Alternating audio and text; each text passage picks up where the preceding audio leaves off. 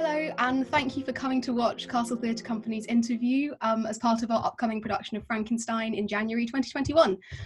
My name is Imogen. I'm on the exec committee of Castle Theatre Company, and it's my pleasure today to be joined by two amazing guests. I've got with me Sophie Wright, a Durham graduate and the playwright behind our production of Frankenstein, and Professor Simon John James of the English department at Durham. Thank you so much to both of you for coming along today. Hi, hello. Hi, thanks for having us. No, it's my pleasure. Great, so I thought we could leap straight in. And Sophie, what happened when you were asked by Castle to write this adaptation, and how did you kind of respond to that? So Castle Theatre Company came to me with the idea of wanting to do an hour-long radio play for, at the time it was for Halloween, so they wanted something spooky, something a bit gothic, and I was given a couple of choices, but Frankenstein seemed like the natural fit, I think. I think I knew it the best out of the options that I was given, but also it's a very popular original story that has like loads of adaptations behind it as well.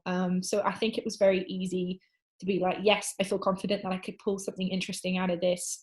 It doesn't necessarily have to be totally original, because people will go into Frankenstein, I think, expecting to get certain plot points or certain characters or certain things out of it.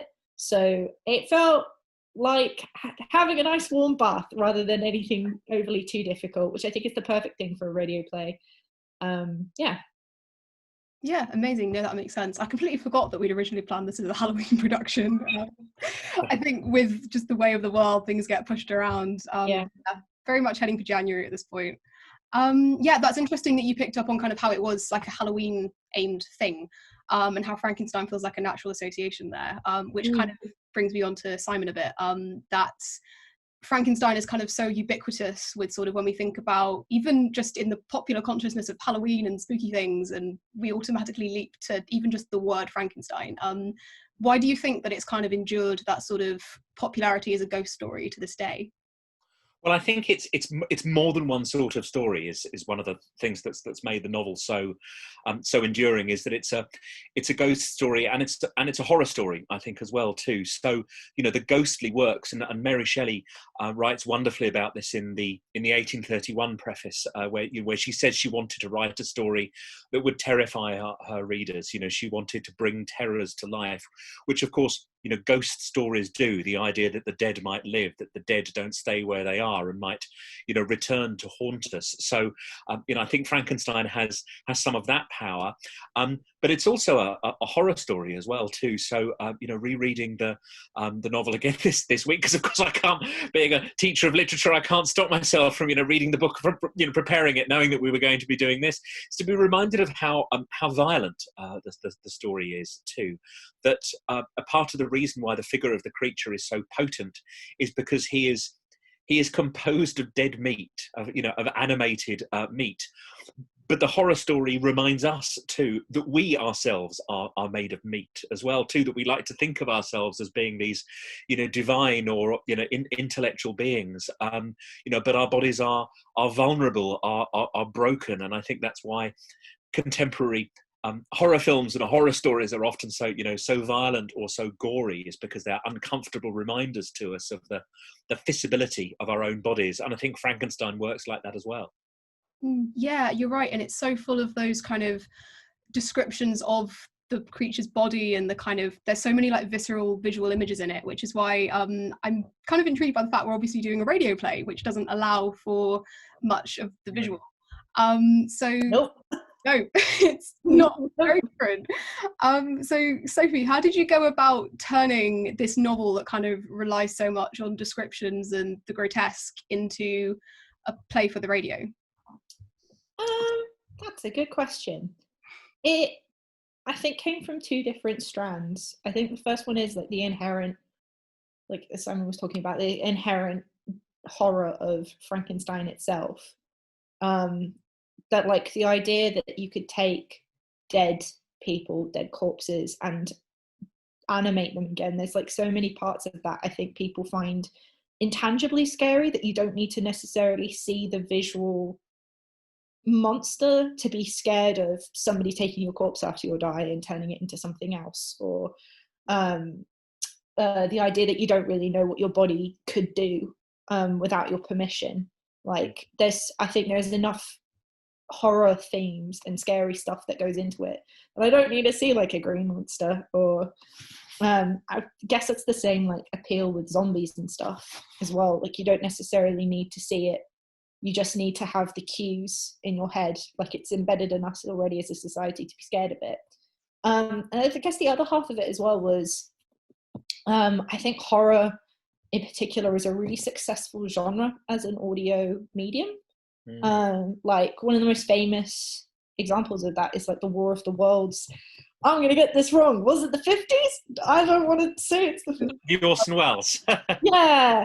The one where they turned it into a radio show and everybody went outside because they genuinely thought it was happening. That's the most extraordinary coincidence. You know, I was listening to that this morning. Really? I have it on my iTunes because I'm an H.G. Wells person. That's one of my work. And you are absolutely right. It is utterly terrifying. I mean, sometimes, sorry, I don't mean to interrupt, Sophie, but no. I've never listened to it before. That's held up as an example of the, you know, as the credulity of the mass, you know, of the mass public. That how stupid are they to believe that the Martians might be landing? If you listen to it now on YouTube, it is utterly terrifying, isn't it? You know, it's not astonishing at all that people were taken in by it, because Orson Welles is such an incredible dramaturge at giving, you know, and it feels so real. So, you know, I think that's a wonderful work of art to look to aspire towards for horrifying radio. Yeah, I think you're right. Like, it's definitely set like a gold standard of, you don't need to just read a story out loud for it to be terrifying, like you do with ghost stories or whatever. Like, the way that the form works is, if you inhabit something that is completely mundane and use it for your fictional purposes to make people scared, then that works really well. There's a podcast series called The Magnus Archives that I was really inspired by for this, where it's a guy who works at a library where in the past they have taken people's statements about supernatural occurrences, but his job is to translate them into audio. So he's reading these like spooky stuff, but like stuff happens in media res, so he's got colleagues that come in and comment on weird things that are happening around him, but you don't realize until somebody else has to interrupt because he hasn't realized, which I thought was really clever. Like, it takes something mundane like a podcast series where they're describing spooky stories and twists it for its own purposes, that there's like horror within the horror. Like, I like the idea of subverting the form for your own ends. So yeah, I think horror is a perfect thing for that. I guess as well, of course, especially in the world of student theatre, where we can do a lot, but there's only so much we can do. Trying to create that kind of, I'm thinking of like most recently the National Theatre production of Frankenstein, which is overwhelmingly like precise and well done, and also truly frightening. That students can't necessarily recreate that as easily as the National Theatre with their millions of pounds can. So were there any other, so in that respect, I guess radio kind of allows for more kind of flexibility and creativity and relying on the imagination of the listeners, I suppose. Yeah, 100%. There is stuff that you can do when you're not relying on people to have the same suspension of disbelief in the same room. And again, like, the scariest things happen inside your head, so why wouldn't you take advantage of that? Why wouldn't you, like, I think it's a lot easier to be like, oh, that's just some ketchup if you're watching a film or if you're seeing it on stage, but it's a lot easier to be like, oh my god, my arm's fallen off in an audio play, and then you immediately leap to like the worst possible scenario. Yeah, I like that NT Frankenstein thing. I think it was an interesting choice to have the monster look not as grotesque as he could have done. Does that make sense? Yeah, I get what you mean. I think it wasn't, I don't think it was scary. I think it was interesting. Whereas I think with the adaptation I was going for, I was definitely leaning towards the more tense and scary, rather than having it as an intellectual exercise, which the the National Theatre version of Frankenstein felt like at times. Just partly because the whole character swap between Frankenstein and the monster was so well publicized that the whole point is that you're comparing Frankenstein and the monster, whereas there's just so much more to Frankenstein than that. That's not just the, like, you can't really just do Frankenstein and hang your hat on the fact that, you know, man is the true monster, right? Like, there is other stuff. He's got friends, he's got family, he, you know, the monster has to learn about humanity as well. Yeah, sorry, I've kind of gone on a bit. No, I think you're right. And I think, yeah, not to dwell on National Theatre one touch, but I think it did very much focus on the duality of Frankenstein and the monster, and the other characters aren't really in it. And when they are, they're kind of in it for a dramatic shock, and then they're dead or they just kind of disappear. Yeah, no, I think that's really interesting. I was kind of curious to hear then, I guess something, because obviously Sophie wrote it and we both read the script, about from both of you about kind of loyalty to the text, in terms of how loyal you think you were, or like Simon, kind of parts you could pick up on it from sort of things that felt true to the text or exploiting elements of the text, and just kind of what you thought, both of your thoughts on that, I suppose. Well, I have to say, I pride myself. I try to pride myself on not being an academic who judges the value of an adaptation on how faithful it is to the original, because I think when you're translating something to another medium, you know, it has to change. And I can think of, you know, Dickens adaptations, very dear to my heart, for instance, which make big changes to the novel and are very successful because they do so. Because, you know, if you're telling a story in a film, it's a different medium. And I think, you know, following on from what Sophie was just saying, I really liked how the you know, eliminating the visual. You know, actually, I think a radio play taps into how the novel works much more closely than a visual medium, such as theatre or cinema. And Frankenstein is so closely associated with cinema as well, too. I think it's in that handful of 19th century texts that are the most retold stories in the history of the movies. And I think in those cases, you've always got the face of the creature in front of you, and, you know, assessing you know, issues around size or the realistic nature of the makeup, whereas with an aural medium such as radio, as Sophie was saying, you can imagine the appearance of the creature yourself when the story requires you to do so, but also you can hear the creature in his own voice as well too, just as the novel allows us to in those middle sections of the book where he gets the most you know, the creature is allowed the fully developed rhetoric of this extraordinary writer that was Mary Shelley. She gives him her full powers, and you know, the pathos of those passages. This is where the creature is speaking, you know, like Milton's Satan, as it were too. And I think it's great that the adaptation preserves that too. The other thought that crosses my mind too is that the listener, the audience for this play, will be like the old man in the cottage, of course, in that we'll be able to hear the creature's voice without being put off or appalled by his monstrous appearance. So I think that's a kind of a wonderful twist on that part of the text. I love that idea. No, yeah, that's really powerful. Sophie, what do you have to say? I really like that idea as well. I'm just thinking back to the parts of the adaptation where I honestly, it's been a while since I went back through the book, but I can't remember how Shelley describes like the actual physicality of the monster coming to life. Like, I don't know how much of that from the book is left to, I can't remember, because the way that I adapted it, it was like, all you have is Victor's reaction. Like, that's it. You've got to rely on him being horrified in order for you to be horrified by it. Yeah. And then when you encounter the monster later on, and you have, you know, deliberately have your sympathies and empathy swayed, but like, you go back and you end up questioning yourself, like, oh, was it right to trust him? Classic unreliable narrator. Should he have been frightened to begin with, or was he just frightened by, I don't know, the power of his own knowledge and mastery and that kind of thing? Yeah.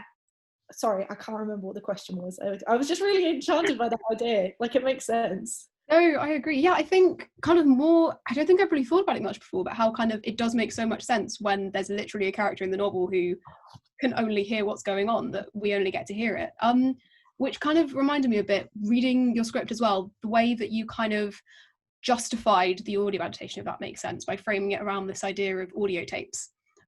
Which I think Walton is his name, who hears, and we kind of listen. In that way, we're also as much Walton as we are the blind man, because we hear everything that he goes on to hear that Frankenstein gives him.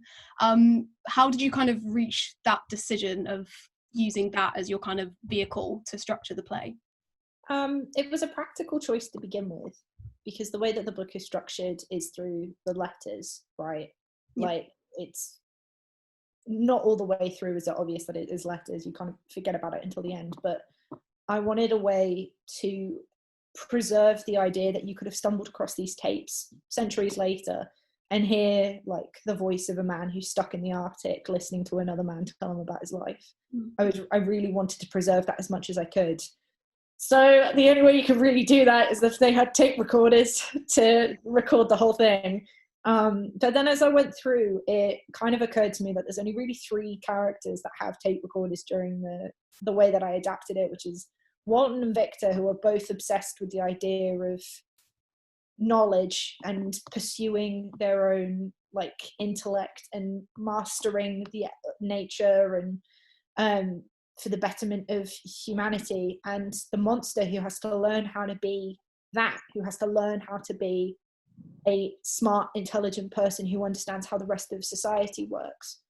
And it was kind of a way of the 3 of them, but mostly Victor and the monster, to express their intelligence and their like thoughts about how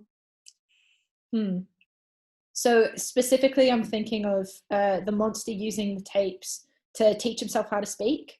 So recording the old man speaking and listening back to it later, listening to the tapes he stole from Victor about himself and learning about himself that way. So he understands that he is made up of all of these parts, and he understands that Victor forsaken him, which I think was a really unexpectedly neat way for the monster to decide that he was like forsaken and he was wronged to begin with, without necessarily having to confront Victor the entire time. It ended up building a nice, neat resentment if you have like physical, tangible proof that you have been wronged to begin with. It ended up being a lot more useful than I thought it was going to be. I really liked that conceit, Sophie. I thought that was great, because it's and the association of Frankenstein with technology, and actually, I mean, by which I mean Frankenstein, the character Victor Frankenstein, but also Frankenstein the text as well too. That is, if he's invented the tape recorder in the 18th century on the eve of the Industrial Revolution, because of course that's partly what the story is about, isn't it? The story is about the use and abuse of technology, the application of scientific knowledge. That that's one of the things that the word Frankenstein means now, isn't it? When science overreaches its borders or its ethical duties. So I thought making the tape recorder a part of that was really neat. It also reminded me too of another great 19th century Gothic text, which is Dracula. And I don't know if you were thinking of that too, but the way in which it's a text that's assembled from different parts, like the body of Frankenstein's creature. And one of those parts is a character making phonograph recordings. He dictates into a kind of, early tape recorder himself too. And that the transcripts of those recordings compose part of the text of the novel Dracula. So I think there's a wonderful echo between your version of Frankenstein and that other classic Gothic text. What a happy coincidence. That kind of brings you on thinking about the way you kind of structure a radio play, because obviously, Sophie, this isn't your first time adapting a novel for performance, as I know from personal experience after you adapted Northanger Abbey for the stage in 2019, which I had the pleasure of directing at the time. How was it? Obviously, they're both 2 different texts in various ways, but how different was the challenge of adapting for the radio compared to adapting for the stage? More different than I thought it was going to be. I had to make the conscious decision. So you both read the script. You can see that the stage directions or the descriptions of what happens mimics actual stage directions pretty closely, in the sense that they describe not only what you could hear but what you can see, like the physical action, and that ended up having to be a conscious choice, where in the past, adapting stuff for the stage or just writing original scripts, you don't have to think about that so carefully. There was also other stuff, like there's a couple of things that I wanted to do quickly, like montages, but you can't. You've got to think of a clever way to do a montage in a radio play, otherwise you kind of dispel the illusion of the fact that you're listening to found recordings rather than something that has been carefully crafted for a story.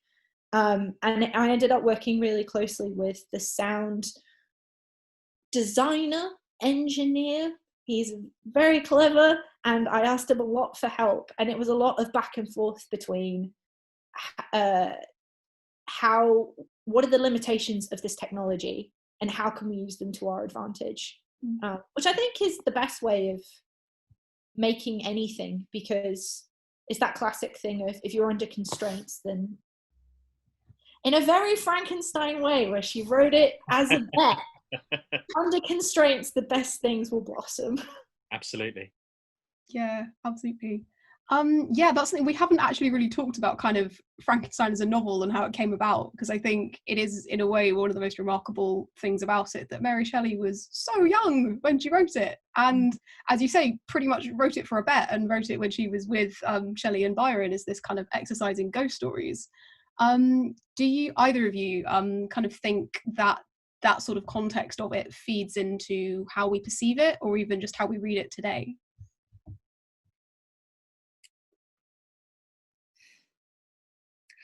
Well, I suppose that, that the story comes to us from that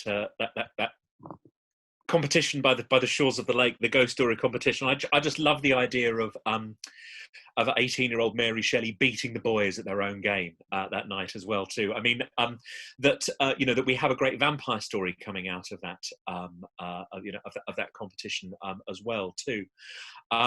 But I think that it's recapitulated a little bit in the themes of the novel as Mary Shelley takes it up, because there is a real theme of masculine overreaching, in Frankenstein and in Walton as well too, which I'm delighted to see that Sophie's script has kept as well too.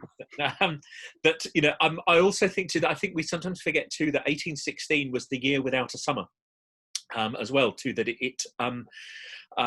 you'll remember a few years ago, we suffered the effects of an Icelandic volcano, and that was the case for 1816 as well too. So the sun didn't come out for that entire summer, with effects on on crops and harvests and politics as well too. And I think it's perhaps a bit too trite to say that the weather is gloomy all the time, and 1816 produces therefore this incredible Gothic story.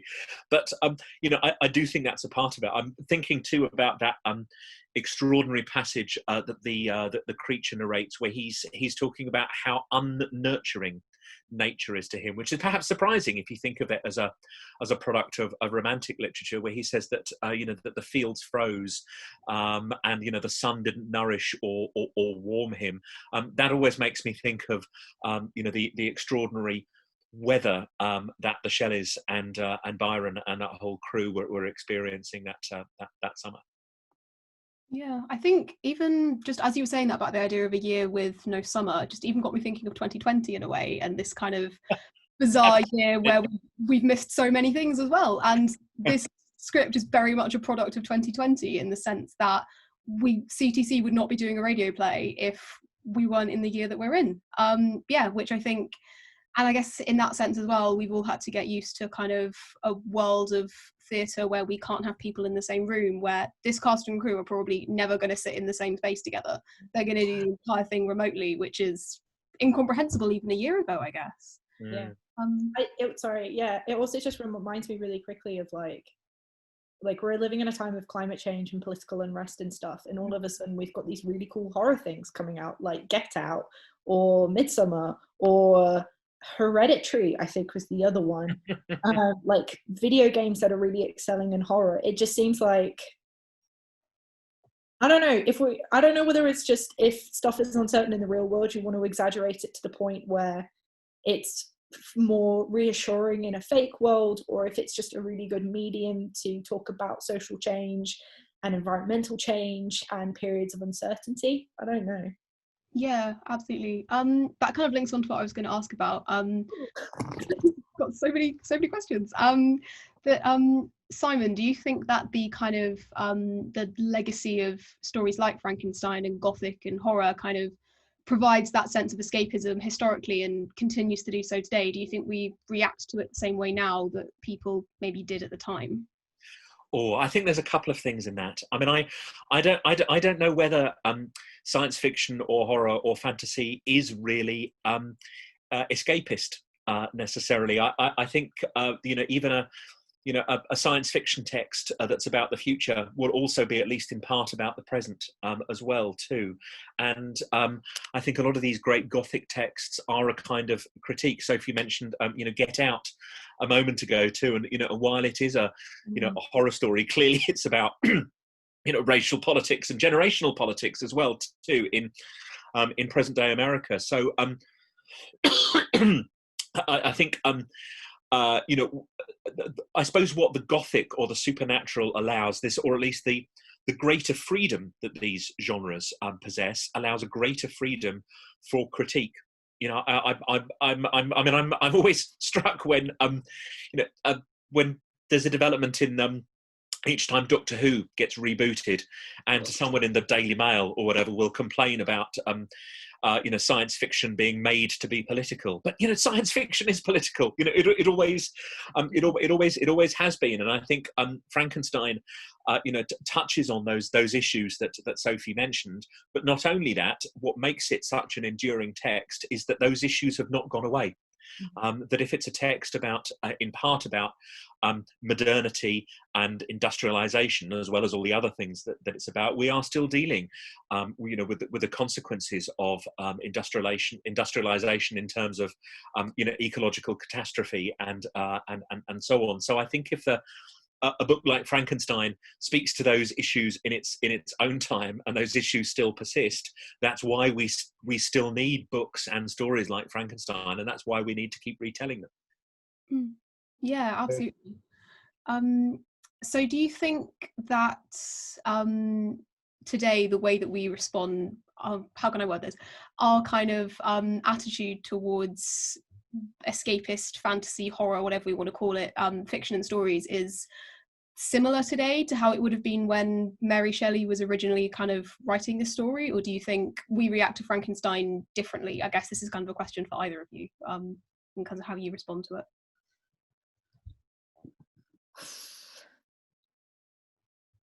I don't know what the original intention was for us to react to Frankenstein, I guess. Like, I don't know whether you're supposed to vehemently hate Victor Frankenstein as much as I personally do. But, oh man, it's so annoying. But I don't know whether that was supposed to be a universal experience from the reader. I know that it definitely was when I studied it at school, when you talk about it with friends afterwards. But I don't know whether that's because, as you were saying, like how did you phrase it? The masculine superiority as an example of something in the book that I think has gathered a different context as like society has changed. And I guess the stuff with technological advancement as well, there's people who are still afraid of it, but we've conceded a lot more, I think, to inviting those changes into our lives. Although nobody, I think, has tried to reanimate a corpse. Maybe that's Frankenstein's lasting legacy. Certainly no one's done it successfully. No one's done it successfully. I think if they had, no, right now. I have no idea if anyone's tried. God, I hope not. But I guess that's the reaction that Frankenstein has instilled in us, as like that there are certain boundaries you do not cross, and I guess it's a matter of whether we see those as a historical opinion or something that we continue to take on with us. Does that make sense? No, absolutely. Okay. So then, kind of not necessarily a related question, but when we've spoken a lot about kind of themes of the text and how it connects to the modern day or how it connects across history and things, when you were writing it, the adaptation, was there a particular theme or idea or kind of driving force that kept cropping up for you that kind of shaped how you wrote it, do you think? Yeah, definitely. For me, the central thing of what we are entitled to as people. I deliberately tried to shift how Victor thought about what he was entitled to over the course of the script that I don't necessarily think is reflected the same way in the novel. I don't think he has the same, well, he kind of does. He says he does. I don't know if I'll buy it, that he has the same kind of realization that the pursuit of knowledge wasn't worth it necessarily in the end. And I don't think every adaptation takes that on. Like, for example, going back to the National Theatre adaptation of Frankenstein, it definitely felt like he thought it was still worth it. Pursuing a monster across the ice wasn't a revenge plot necessarily, as to just keep an eye on the thing that he made that he was the most proud of. But yeah, so the monster feels like he's entitled to a wife, a companion, an invitation to society. Elizabeth feels like she's entitled to a happy life with her husband. Henry feels like he's entitled to an education that his father doesn't necessarily agree with.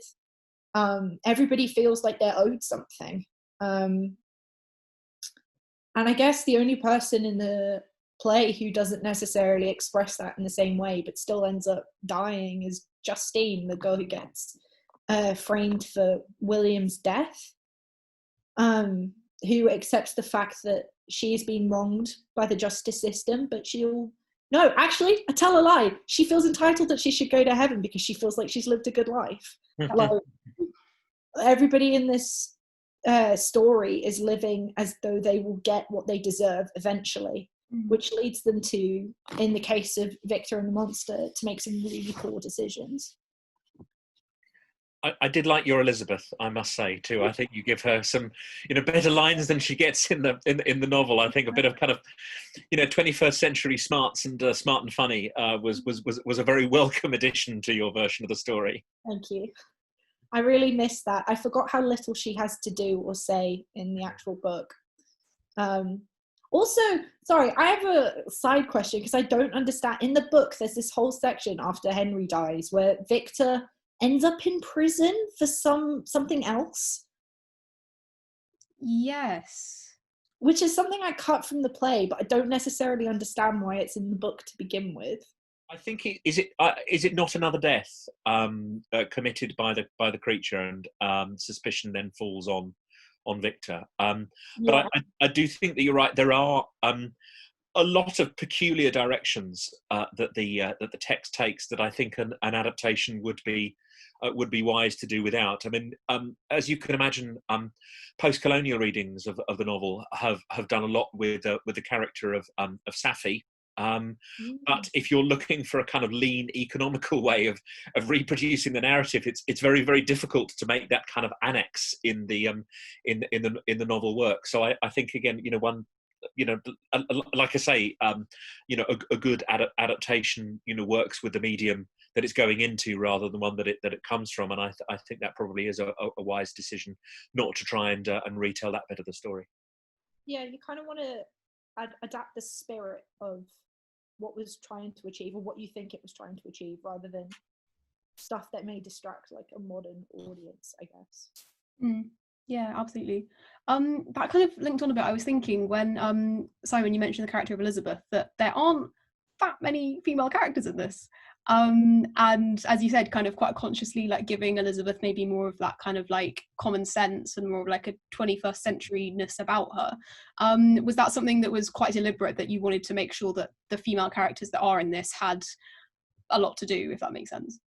110% yes. I think it was important to emphasize that the way that Victor was thinking and talking was, to me at least, I wanted to imbue it with, again, the sense of masculine superiority that didn't necessarily translate to the rest of the society at the time. I wanted to feel like the way that he thought was an isolated incident rather than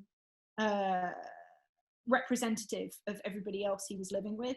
And I mean, that, again, not a female character, but it was the point of having Henry in there in such a prominent way, especially at the beginning, was to show that the way that Victor was thinking was abnormal for the people around him.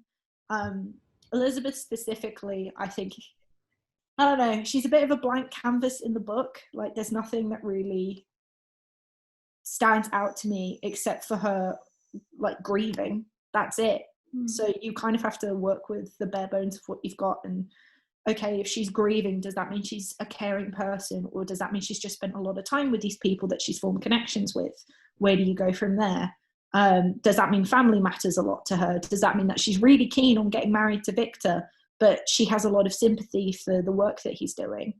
I also wanted to give Justine a little bit more of a desperate moment rather than just her piously sat in her jail cell accepting death. I wanted it to feel like it had higher stakes than it did, the way that I read it in the book, because she felt a little bit like a sacrificial lamb in order to prove a point, which I guess she was. It's literature. But I wanted to make it more interesting to listen to, I guess. And at the same time, I'm very conscious of the fact that I'm adapting something for a student theatre company. So you want a variety of characters that a variety of different people are able to portray. And that includes having more than one female cast member who could conceivably do all the female characters. Absolutely. Simon, do you have any thoughts on kind of the place of women in Frankenstein as a story? Yes, actually, I will sometimes I don't teach Frankenstein regularly year to year, but I do teach 1880s and 1890s Gothic, where we do look back to Frankenstein, and I think the blokiness of the original novel is very deliberate, because another thing that the book is about is patriarchy. And the connection that I draw in these classes is thinking about what would the fantasies of a very misogynistic culture look like? A culture like 19th century Britain, a culture that really, does look to repress femininity and women, but nonetheless has to deal with the fact that absolutely one thing that a woman can do that a man can never do is carry a child, and therefore the fantasies of such a misogynistic culture might look to fantastic kinds of reproduction. So at the other end of the century, the books I teach in that respect are Dracula, where a man reproduces himself through biting, or The Picture of Dorian Gray, where a man reproduces himself by having his portrait made, or the best example of all is where H.G. Wells is The Island of Dr. Moreau, where a man reproduces through vivisecting animals into semblances of human beings. Wow. But in terms of this as a theme of 19th century Gothic, the daddy of them all, I say this quite deliberately in terms of 19th century texts, is Frankenstein. That Frankenstein is a story about a perverse kind of masculine parthenogenesis, is a term that one critic uses.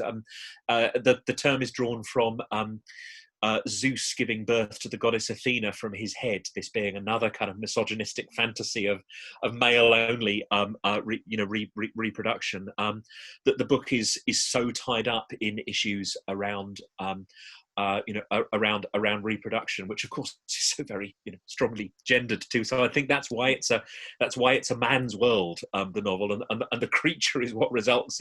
That's what happens if you leave it to men to try and reproduce the human race. You get this kind of noble, poetic, but ugly, tormented, violent progeny. And in fact, I mean that's a term that Mary Shelley herself uses for the novel, isn't she?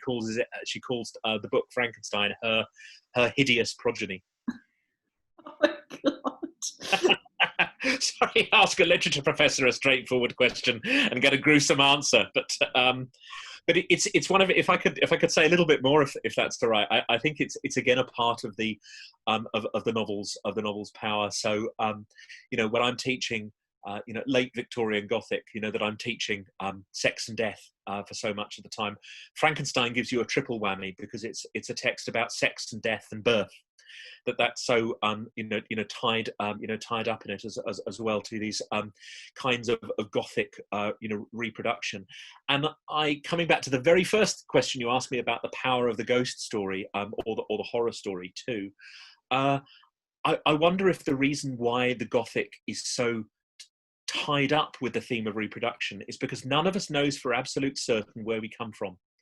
None of us can remember our own birth, our own appearance from our mother's body. We have to take it on trust. So, the knowledge of our parents is really cultural rather than natural. And this is something that the creature himself directly reflects on. He says, "Of my creation and my creator, I was ignorant."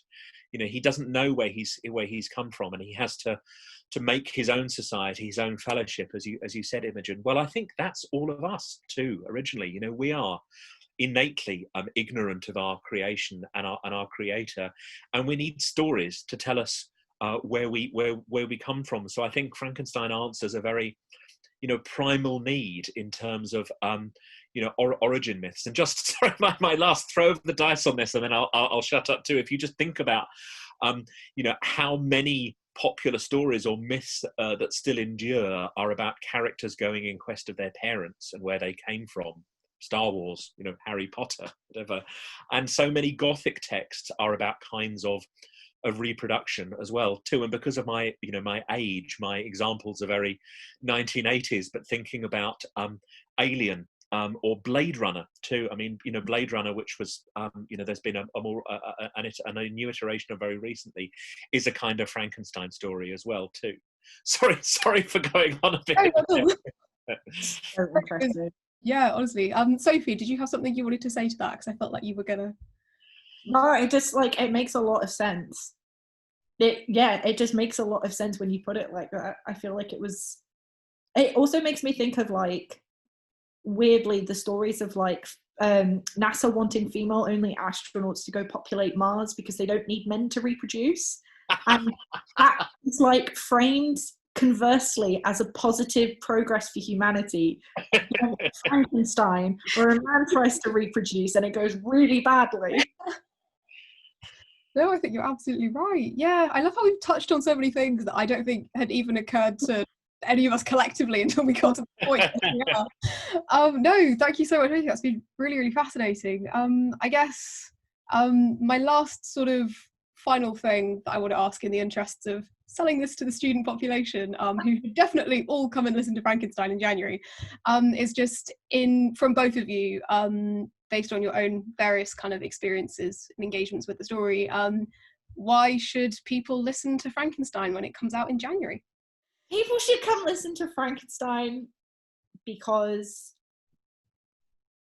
it's a really spooky story for a good cold pandemic morning in January about some really relevant stuff. Excellent, thank you. Simon? Yeah, I think I completely agree. I think it's a story which I hope we've suggested continues to be urgent. It's a story that that engages with issues that we still need to be engaged with. And I think I will say too, I think people should listen to it because this is a terrific script, and I know that we have such an extraordinary talent pool of fantastic student actors in Durham. I mean, as well as working here in the English department, I've had some involvement in the wider student experience in Durham as well too. And I think theatre is something that this university does extremely well. So I can't wait to hear what the director and the cast make of Sophie's wonderful script, because I think this is going to be outstanding. Brilliant. Well, thank you so much, both of you. I'd like to completely agree with what Simon said. I think the script is excellent. I'm really excited to listen to it in January because as a member of the exec, I'm not massively part of the production, so I'm kind of following along and I'm excited to see the finished product when it comes out. But yeah, thank you so much, both of you. Frankenstein will be available in January to listen to through CTC and DST if people want to find it there. But for now, thank you so much, Sophie and Simon, for talking to me all about Frankenstein today. Thank you. It's been a pleasure. Thank you.